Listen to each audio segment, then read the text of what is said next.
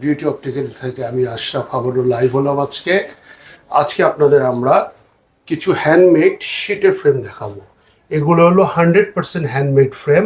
আপনারা দেখতে পাচ্ছেন ম্যাক্সিমাম কালো এবং ব্রাউনের উপর। এগুলো প্লাস্টিক ফ্রেম না, এগুলা হ্যান্ডমেড শীটের ফ্রেম।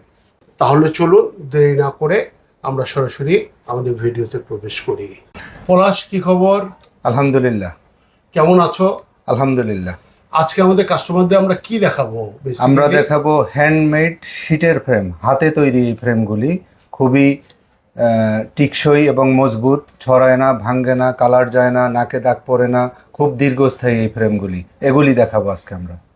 ভিউয়ার্স, আপনারা জানেন প্লাস্টিক ফ্রেম এবং শীটের ফ্রেমের ভিতর পার্থক্য হলো প্লাস্টিক ফ্রেমের অনেক সময় কালার চলে যায়, অ্যাডজাস্ট নষ্ট হয়ে যায়, লুজ হয়ে যায়।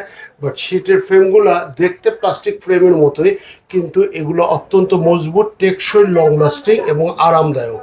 প্রাইস প্লাস্টিক ফ্রেম থেকে একটু বেশি হলেও এগুলো আপনি দীর্ঘমেয়াদী ব্যবহার করার জন্য খুবই উপযোগী।